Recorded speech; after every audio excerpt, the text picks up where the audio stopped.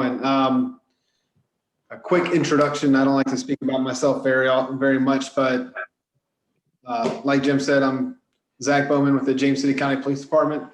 I am one of our 4 members of our traffic unit, and our main duties are to investigate serious and fatal crashes, traffic enforcement, safety programs, and things like that. Because of my own personal interests and other things I've done at the department and currently do, I've expressed bike safety to my supervisor because bike safety on the roadways has a lot to do with traffic.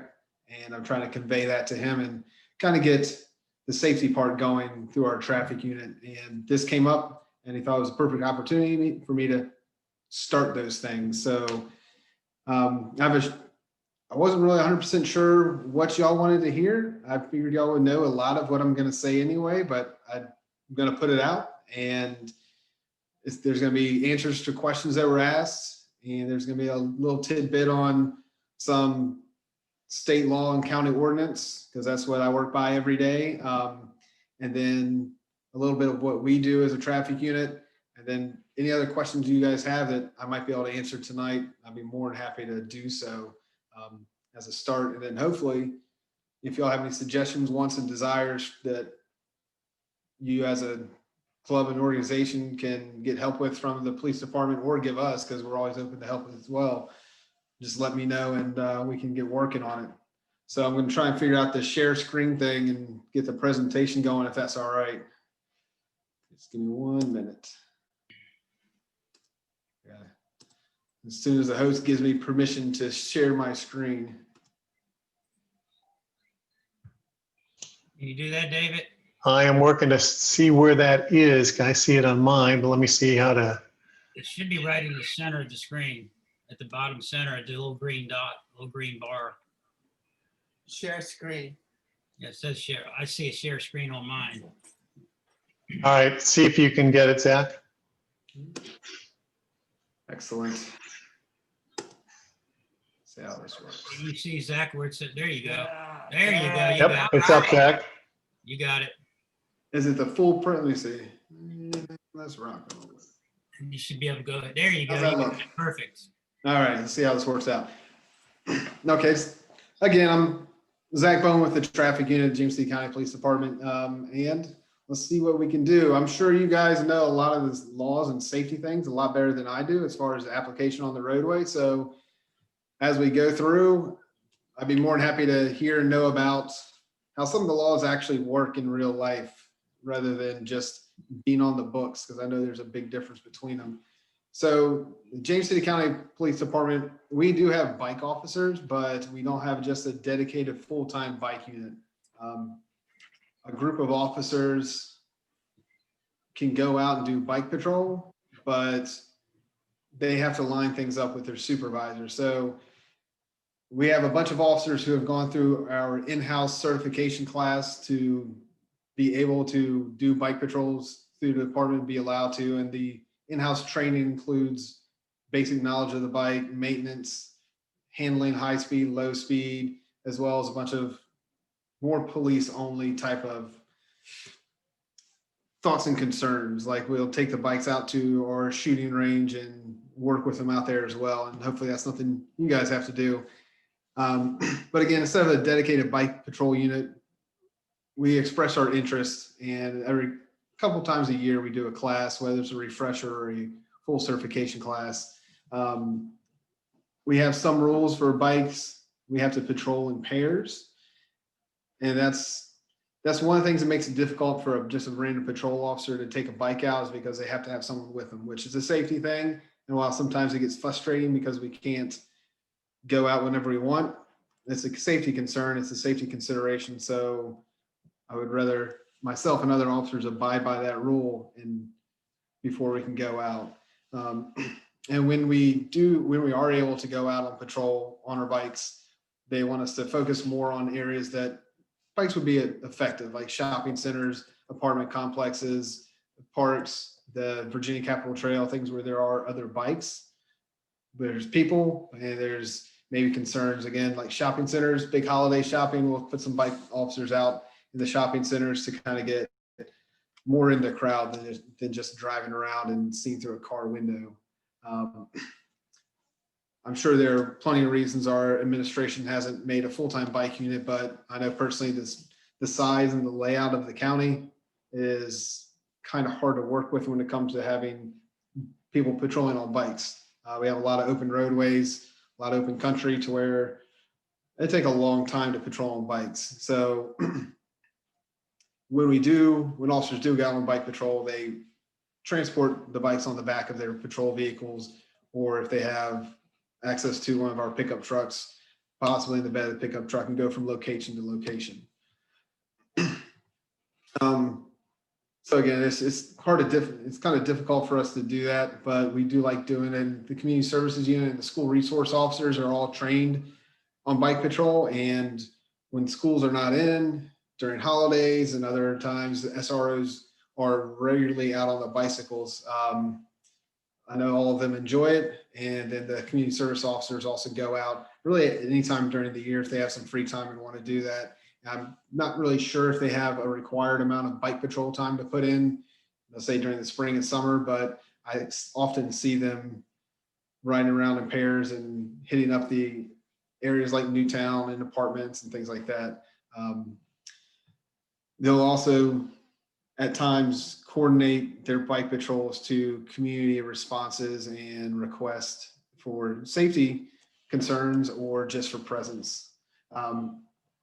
Our community service unit, as far as bikes and bike safety, they'll assist the schools and help them schools put on bike rodeos, bike safety events, and safety clubs. They also have a supply of helmets that at events or upon request, they'll give out, and it's more geared towards children who might not be able to have a helmet due to financial reasons, or just because maybe the parents and the kids don't think about having a helmet. Again, citizens can request increased officer presence through bike patrols, and it's more person-to-person type of presence instead of just an officer riding around in a car. It's always good to have a marked unit, be visible, but sometimes that really up close personal type of deal to where you can actually be just another person helps out a whole lot. And depending on how COVID works, I'm trying to put together a program myself, maybe involve some community services officers and some school resource officers that in the future to go out and address bike safety, pedestrian safety, more bike safety for kids, to where, again, we're going through neighborhoods to talk closely to kids, hand out those helmets, give them some bike safety. I know plenty of children that I've seen and talked to and know that don't wear helmets, and it's just along the roadway. I know I didn't wear a helmet as a kid, and I probably should. I probably should have worn a helmet as a child. I'm pretty lucky I didn't get banged up too bad, but I mean, it's a county code that kids under 14 should wear a helmet. But again, we're more worried about safety than, how dare you if you don't type of deal. So I'll hopefully be able to put together that program and actually execute it coming up soon to where get out and talk to kids and talk to pedestrians and just increase knowledge and safety in the county. All right, so just a couple of reminders from us. Again, with my job, I'm more, obviously law enforcement and code oriented because of my day-to-day job and the traffic and code enforcement. So share some reminders with you. When you're on the highway of the Commonwealth, when you're on the roads around here, and it's a shared type of deal with county-only roads, is a lot of times you're considered a motor vehicle when it comes to certain codes and laws. So first part of bike safety is just to follow those laws and codes as a general rule. Not really so you don't get a ticket, but so everyone's safe. If folks on bikes are following their bike laws, folks driving a car are following the motor vehicle laws, hopefully that's supposed to mean everyone is much more safe because expectations are followed and things like that. That's what it's supposed to be like. Again, I know the application of some of the laws when you actually get out onto the roadways at times, isn't always easy or maybe the smartest thing to do for a certain area. But the general rule of all the laws and codes is always there because we want everyone to get home safely. I know I do when I go out and ride. Some more quick little reminders: stop at red lights and stop signs. I'm sure everyone in the club knows to do that. Signal your intentions, travel on the right side of the roadway, the actual right side, and in bike lanes. Yield the right of way whenever it's needed. Don't cut through and across traffic. We see that a lot of times more from younger kids who will cut through traffic on their bikes because it's quick and easy for them. And they're not really thinking about what the motorists are doing and seeing and thinking. And travel safely through parking lots. Again, it's more directed towards what we see from younger folks who are just cutting through parking lots in shopping centers, Newtown and things like that. A bike jetting out of parked vehicles and around trees is really hard to notice when you're driving through a parking lot trying to find a parking space. Hey, Zach, can I Yes. ask you a question? Sure. I saw something on Facebook that there's some legislation that's pending about cyclists going to be able to yield at a stop sign as opposed to coming to a complete stop. Can you elaborate anything on that? Because I know, and I'm guilty of it as well, as to not stopping and just kind of like maybe slowing down and going through a stop sign, but there's some legislation about yielding as opposed to coming to a stop, especially if there's no traffic. Specifics on that I can't expand on. There's so many possible laws that are going to get pushed through probably within the next 60 days after the Virginia session comes into order and then does everything they're supposed to do. We've got notices on a lot of laws that might pass with some wording, but in the end, they might not come out exactly how they're worded. So I don't want to say what will definitely happen. I always like to see what comes out when it actually is signed into law. So, but on that same note, it wouldn't surprise me if it came out that cyclists must yield at stop signs and then yield right away instead of coming to complete stop, because like I can do, like I've done, like most folks on bikes have done, is you can see far down the road and take that turn or go through somewhere and go through an intersection or whatever it might be well ahead of time before you actually get to the stop sign, and you know it's clear, you know it's safe, you travel through it. One only hang up I see is that folks will, just like cars are supposed to stop at stop signs, but instead they start rolling through them slowly and then rolling through them fast. My only fear is cyclists, the ones who just want to get where they're going, aren't really paying too much attention. They're going to start just zooming through stop signs instead of yielding correctly or taking the full time to observe everything. One more question. Are cyclists subject to a citation or a ticket if they blow through a stop sign, even if there's no traffic? Absolutely. Yep. Just like a car is if there's no other traffic besides that car. Woo. Okay. Good to know. Thank you. Yeah, when any of the laws that pertain, any of the Virginia code and county code that pertain to bikes on the roadways, you can get stopped just like any car can and get the same Virginia uniform summons that a driver can. It's just by a police car and a bicyclist instead of a police car and another motorist car. So I worry more about safety because of driver inattention, and I want cyclists to follow the laws because of that, rather than how dare you go through that stoplight after you've been sitting there for a minute and a half and wait the other 30 seconds. But I just worry about folks' safety because of the mass inattention on the roadways. Some things that aren't Virginia code, but are good reminders, like everyone does. You should always wear a helmet. Doesn't matter how old you are, and doesn't matter where you're riding, even if it's just like I tell the kids I deal with all the time, even if you're just driving a block down the road or riding a block down the road, wear your helmet, because you could hit that stick, miss the pedal, do something like that. But you know, as more experienced riders, I'm sure y'all all know that there are a bunch of what ifs that happen. Even if you're really experienced in riding a bike, something small could happen. Visible clothing, extra lighting and flashers. I'm sure y'all have seen the rear lights that even project lane lines or mock lane lines down to the roadway to be more visible, and kind of tell the motorists this is how much clearance I'm supposed to have. Like they go a few feet out on either side. And then I would say my suggestion would be ride defensively. Don't expect motorists to see you. Don't expect motorists to give you the clearance you're supposed to have. So be ready to kind of protect yourself. And then last, don't get aggravated, aggressive motorists. They're in a car. It's just something that you can just let go and continue on with your day rather than get upset. So I'm going to get into some of the questions that everyone had that I got sent.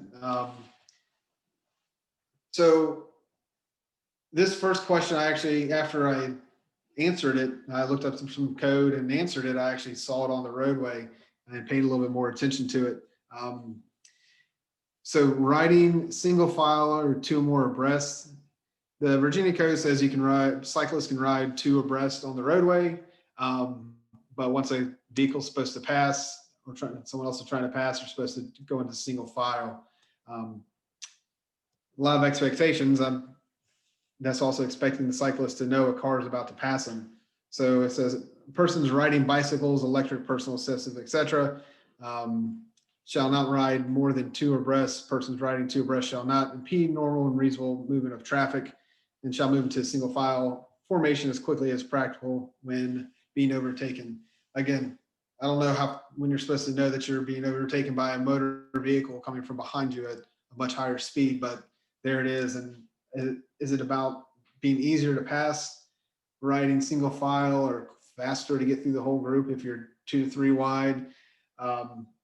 I was coming on Long Hill Road, stopped in the turn lane to turn left into Seasons Trace, and vehicles were coming on Long Hill Road from like the Old Town direction. And I let them pass and I was about to start turning, more vehicles came. So I was waiting, and then a group of cyclists started down the road. I'm going to venture to say it might've been your group. I'm not sure, just by some of the jerseys, but I don't know. But anyways, they were all single file. And in that case, with myself and another car behind me, if the cyclists were riding two abreast, cars wouldn't have any room once they got up to where vehicles were stopped to turn into Seasons Trace and waiting to be able to go around those the two abreast formation. So the single file is actually needed in that case. Again, it's just because there's a turn lane there. Who knows? But an argument which way or the other, which is better, I think it's more environmental specific. So wherever you are on the roadway, Virginia code says go into single file. And again, that's what you're supposed to do. But when it comes down to application in the real world, I think your group kind of just has to do what is practical for your environment. Just have to kind of look around you and see where you are and see what's useful. Cars passing your group faster because they're two abreast, or getting smaller and the car's taking a little bit more time to get past everybody.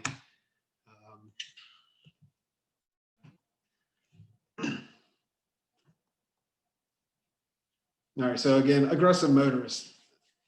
How to respond to aggressive motorists. Incident avoidance is probably your first line of defense to an aggressive motorist. If your vehicle buzzes you, yells at you, does anything aggressive to you, it might be frustrating, but ignore what they're doing.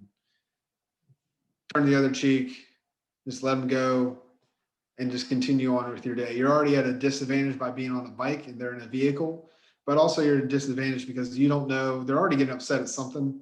You don't know what's going on with them, if they're upset at anything else, if they're just a rude, mean person, and you don't know what you're willing to do, and you're just on a bicycle, you're already exposed. It's going to be hard for you to get away if you start coming back at them and they want to do more. Just avoid aggravating the situation, even as far as altering your route or stopping so the vehicle can get away. If you're traveling in the same direction, they might come to a stop at a stoplight and you're just traveling and all of a sudden you're beside them again. So if someone's acting like a fool, give it a little bit of time, let them get away again, so you can just enjoy your day. You don't have this person around you. And if they continue to be aggressive and be in contact with you, you can't pull into a parking lot or anything like that to let them keep driving. Go ahead and call the police sooner than later. It's going to take us a few minutes to get out to where you are, and don't take any actions that will make things worse. Just look out for your personal safety rather than anything else. And people get aggressive when they're in vehicles for a lot of reasons. Sometimes, every once in a while, when the cyclist isn't following the laws that they're supposed to, and they might get upset at that. So follow the traffic laws. Again, not only so you don't get any tickets, but everyone's safe on the roadway and you don't have some folks yelling at you and putting you in these sort of harm's way or danger. All right, yes, we are still registering bicycles as a means of theft protection. Our community services unit handles that part. Down at the bottom, I don't think it's something you might be able to click on it. I'm not sure, but if you go to the county police website, go to community outreach, there's a form you can electronically submit to register your bicycle. And again, it's so if your bike gets damaged or stolen, it's an easy way to link that bike to you. And if it gets found on the roadway, we can know who to return that bicycle to. All right, the stop signs on the Virginia Capitol Trail at Heritage Landing, John Rolfe, and at Green Springs Road.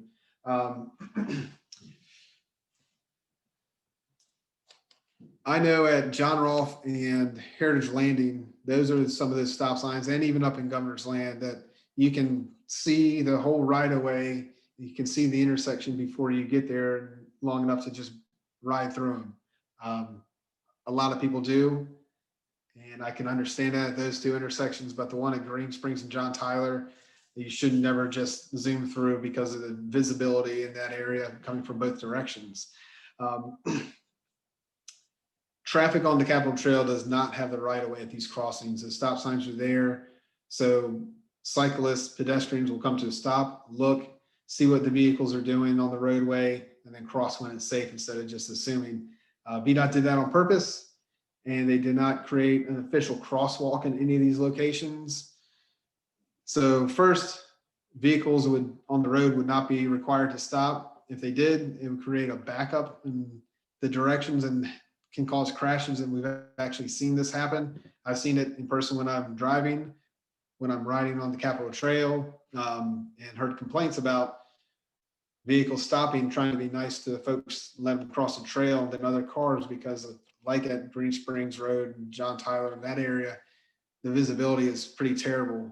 You're just turning onto the road or you're coming over the hill, and all of a sudden cars are stopped when they don't need to be. So it's safety and visibility factor is why VDOT didn't make those crosswalks. And we spoke with VDOT a few years ago about this and shared our thoughts as they did their own study. And second, traffic on the Virginia Capitol Trail would stop and observe the area instead of crossing, and observe the area instead of crossing with faith that no vehicles will do any harm to them. There's just not, again, it's not enough visibility. Walkers, runners, and cyclists are supposed to be waiting, and that's what the motorists are expecting, not just someone running out into traffic. Traffic on the Virginia Capitol Trail can be charged with failing to yield to these types of offenses, and they can be found at fault for any crashes.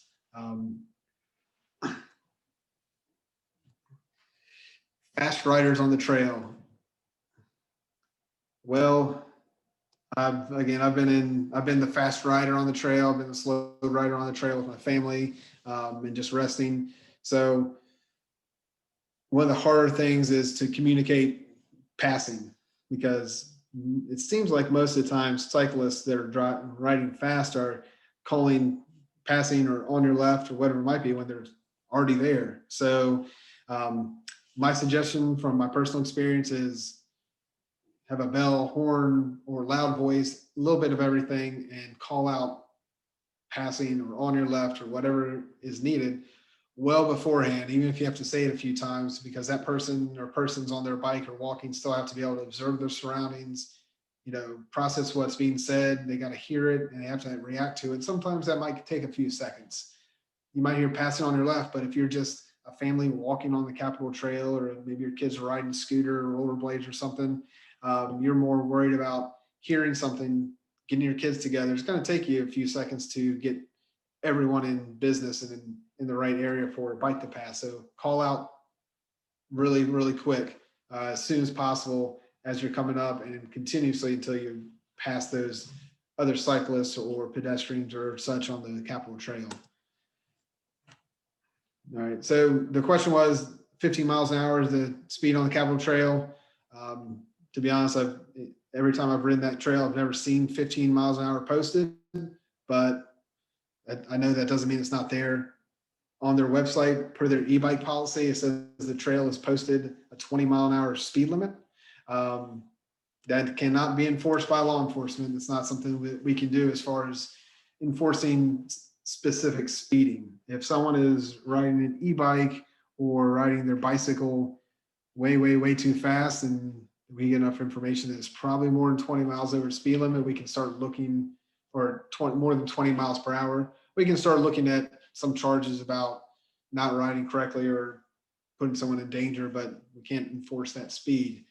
Again, the posted speed limit deal is I've only ever seen on the website, but admittedly, I'm not looking for a speed limit sign on the Capitol Trail either.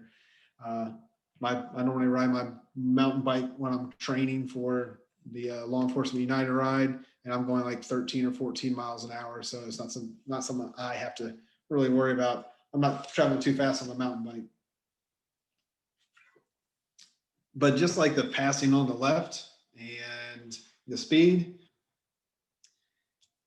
it's all about courtesy on the Capitol Trail. We all know that. Everyone's out there to have a good time, whether they're training or they're out there with their family, or they're just taking a just casual ride to relax.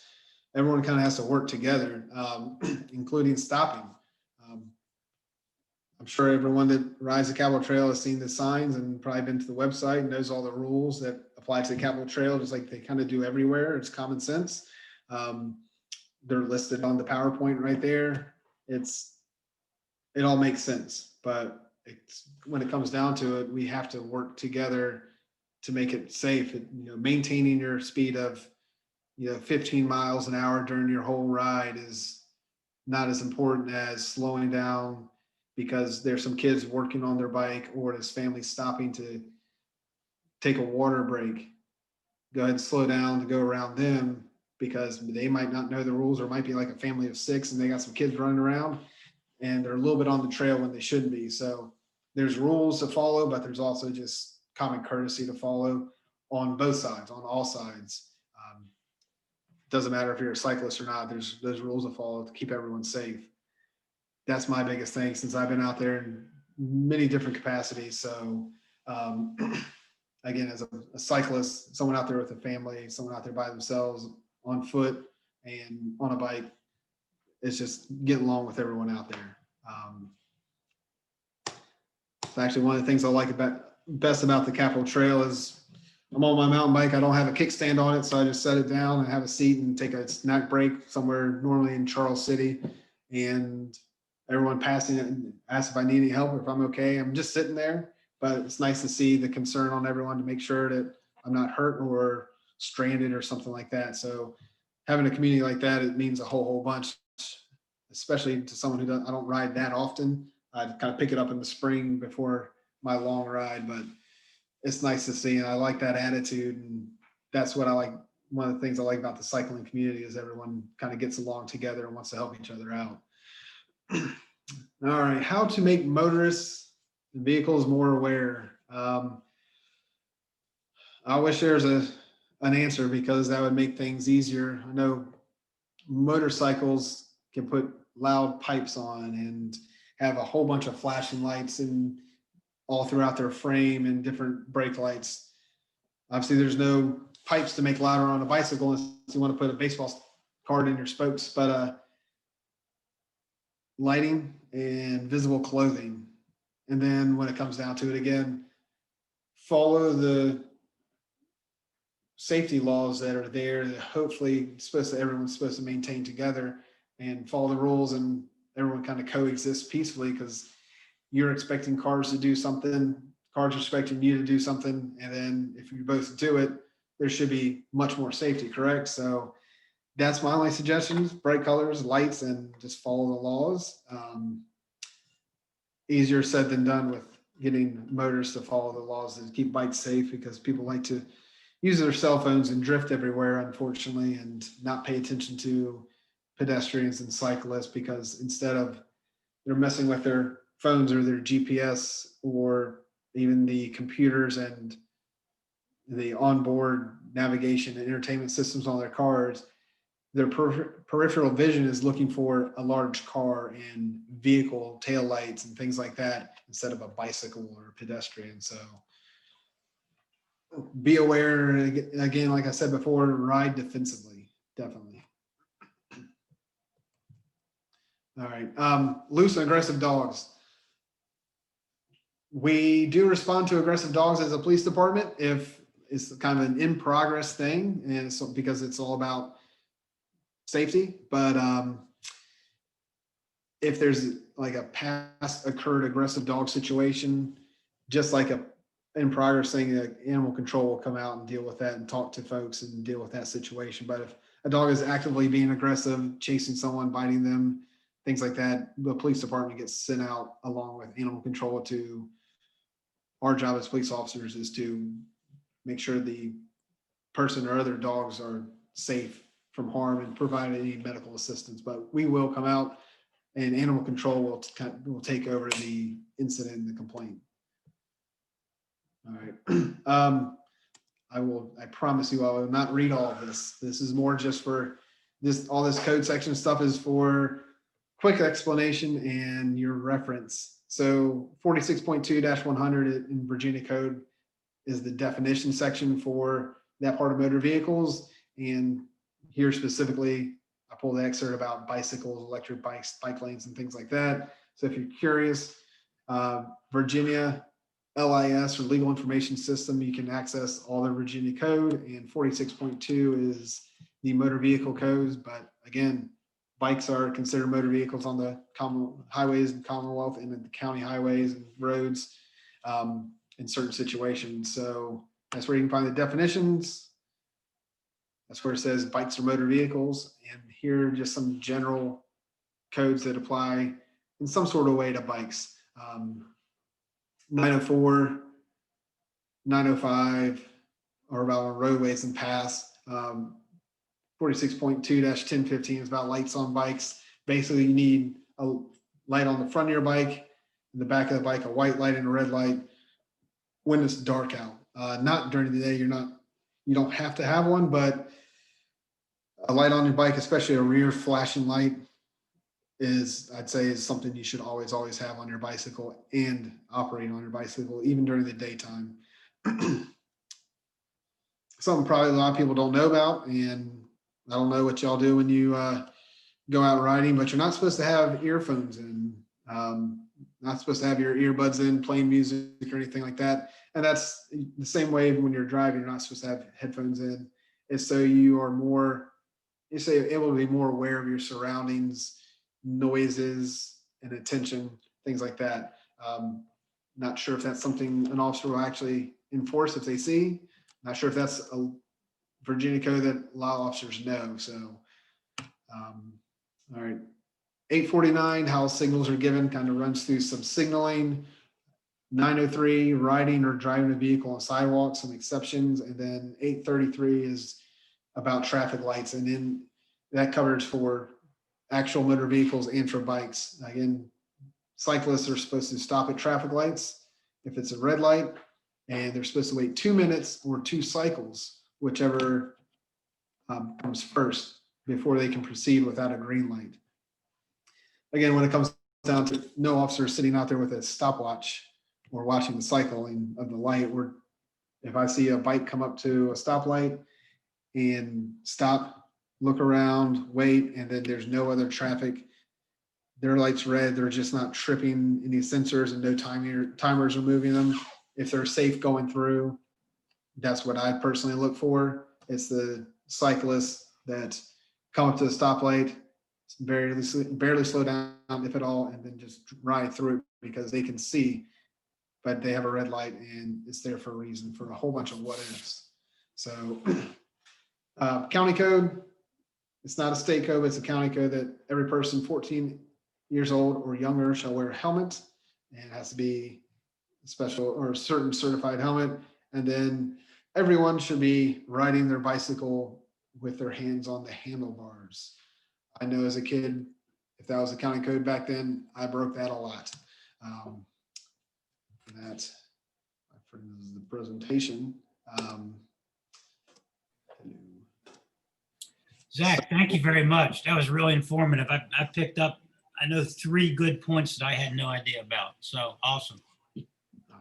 I don't know where all my video screen went, but hey, I can hear everybody. So, David, can you unmute everybody so anybody needs to ask any other questions before Zach goes?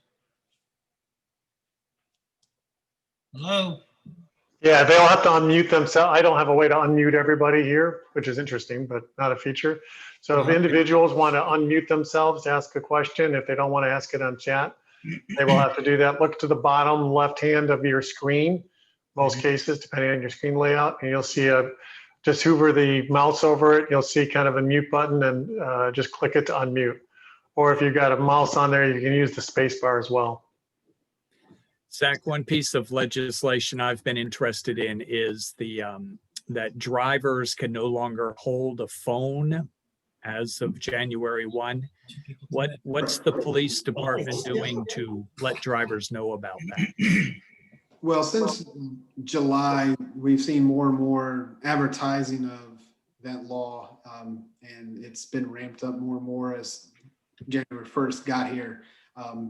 Through news, through the police departments, and social media, it kind of everywhere has been putting it out, all departments and everything across the state. Oh, hey, it was signed into law and it's finally coming into effect. We haven't received any specific guidance on if we're supposed to go out and directly enforce it through summonses or if they want us to have more warning discretion. I know right now, because of the rise in COVID cases, routine traffic stops are supposed to be for dangerous, like and some handheld devices, distracted driving. Some occurrences are dangerous, but we're supposed to be more focused towards dangerous driving stops than just, let's say, a headlight out. But I would say before that changed a week ago, they were, I believe, our administration was all for us enforcing that new law just right off the bat. Each officer has their own discretion on whether they want to write a summons for that offense or not, or just give a warning. And I think it would be a case-to-case basis. Someone holding their phone up to their ear talking on it versus if they have it in their hand and they might be texting or reading an email or something like that. But we also know it's something everyone has to get used to. Even though we've known it's coming and known it's coming, so we have to get used to it. We have to buy mounts for our cars and figure things out and just kind of reorganize our life in our cars. But I think it's a really good, the hands-free laws. Hopefully once everyone gets used to it and starts abiding by it, it'll make the roads safer. There'll still be distractions. People trying to hit the button to talk to text or mess with their onboard computers and things in the dash, and there'll still be more distractions, but hopefully you'll see less instances of crashes and distracted driving incidents. So we'll see when COVID kind of settles down, how officers will go out and enforce it. But I would say there will be a lot been an officer for 14 years. When new laws come into effect, a lot of us around the county like to give warnings and spread knowledge instead of going out and just writing tickets, because a warning, especially for something like that, a reminder, a safety thing, is just as effective sometimes as a traffic ticket and going to court. So Thank you.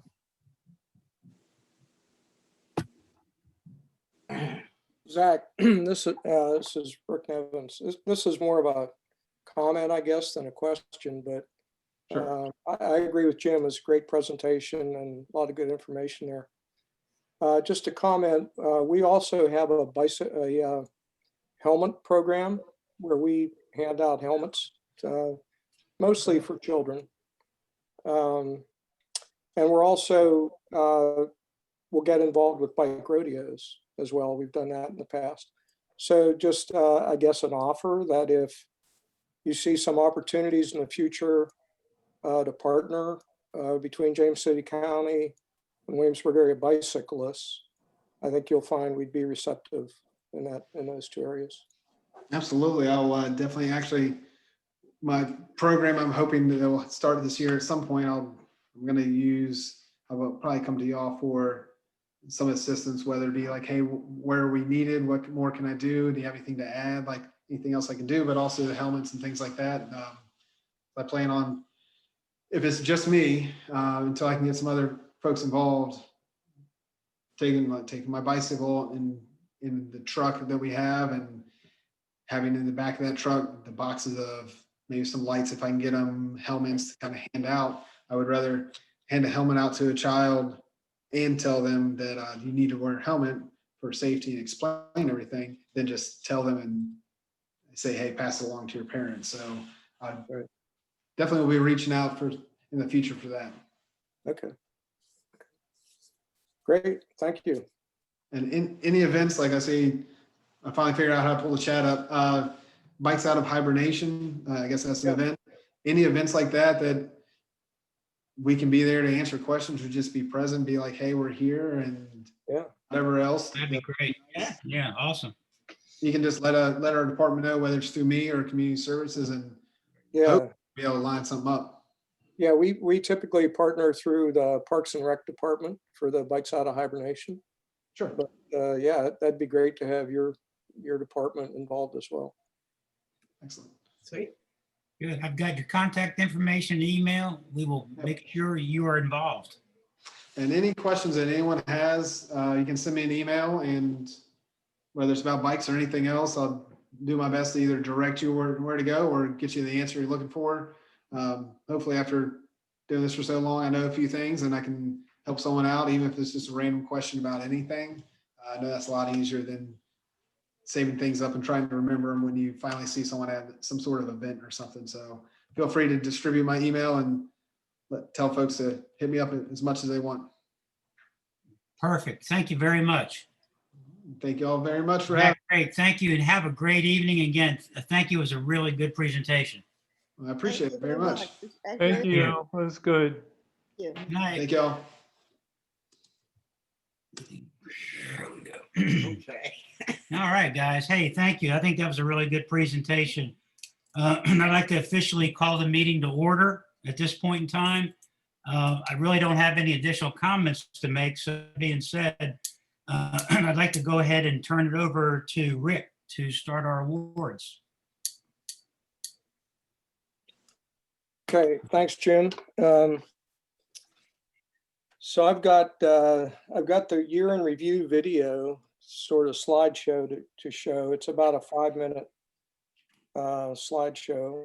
And then I'll make the Volunteer of the Year award, and then I guess I'll pass it on to Jamie then, or back to Jim, and he'll pass it to Jamie for the other awards. But before I get into that, I wanted to just say a couple words about my tenure here the last 2 years, and to thank the board especially. It's an awesome board that supported me through the last 2 years, and you know, just can't say enough about how great you all were to work with. 2 individuals in particular I wanted to mention: Nancy Carter and Chuck Denny, both kind of outgoing board members. So I wanted to particularly thank you. Nancy was the vice president through the 2 years I was president, and you know, it was a great to have her there at my side with all her wisdom and years of experience on WAB, and also all the work that you did, Nancy, putting in to coordinating the general membership meetings. I mean, 2019, we were rotating a different place practically every month. And then 2020, of course, when COVID hit, being creative and coming up with audio video capabilities to do the GMMs through Zoom. So really appreciate your support. And Chuck Denny was director for the last 2 years. I don't think he ever missed a board meeting. And again, great sound advice and also helmet coordinator for those 2 years. So appreciate Chuck's support as well. And finally, I want to give Jim best of luck and thank him for being willing to step up to be president for this year. And I'm sure the board will give you the same level of support you gave, that they all gave me. Rick, thank you for being my mentor. No problem. Mhm. So, so the year in review video. So when I started putting this together, and a couple things struck me. One was how different this year was, right? With COVID and, all the regular events being canceled, She came out of- bikes out of hibernation canceled, and, Bike Your Park and all the different things that we normally do. We suspended all the club activities for the month of May. So we didn't have any club sponsored rides in May, but we replaced that with a member challenge.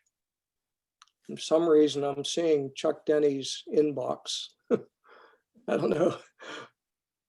Are the rest of you seeing that as well? Yes. Yes. Yep.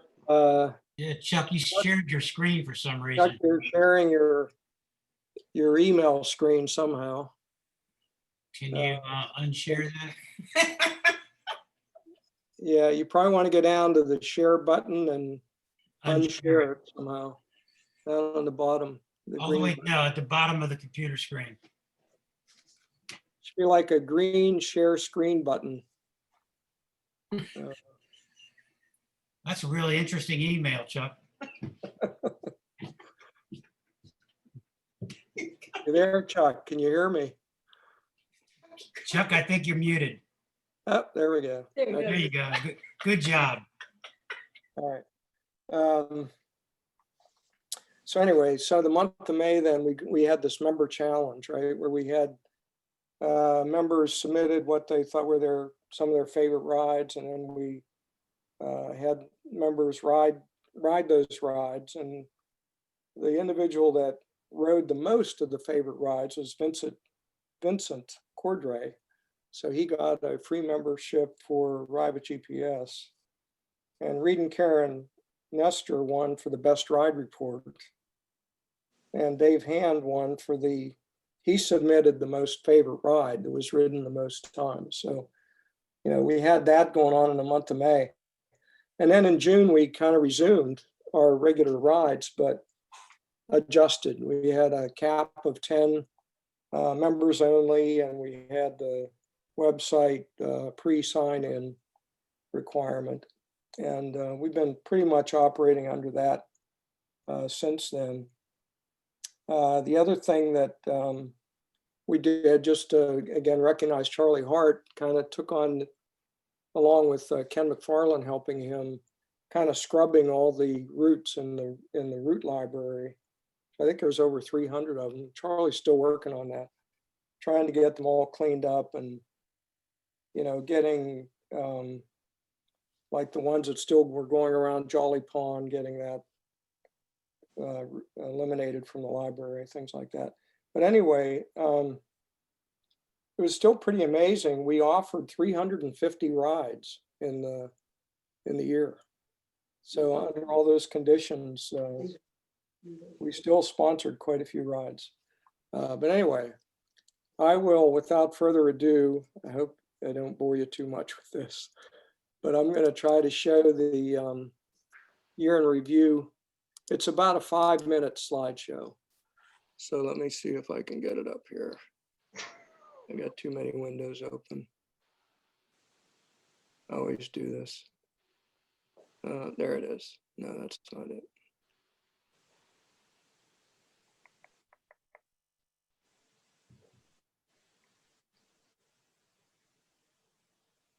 Sorry. There it is.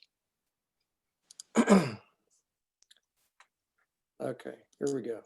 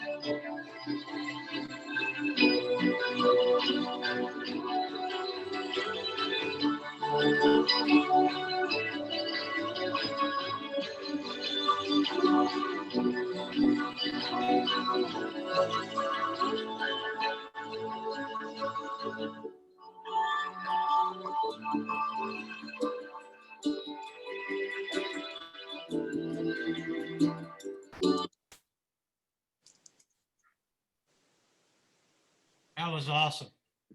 Thank you, Rick. That was Yeah, great. good job. That was Very, very great. nice. Uh, Yeah, I commented that Fran was in every other slide for some reason. Yeah. All right. Are you still seeing that? What are you seeing now? I'm still seeing the presentation in review. Yeah, I got to get rid of that.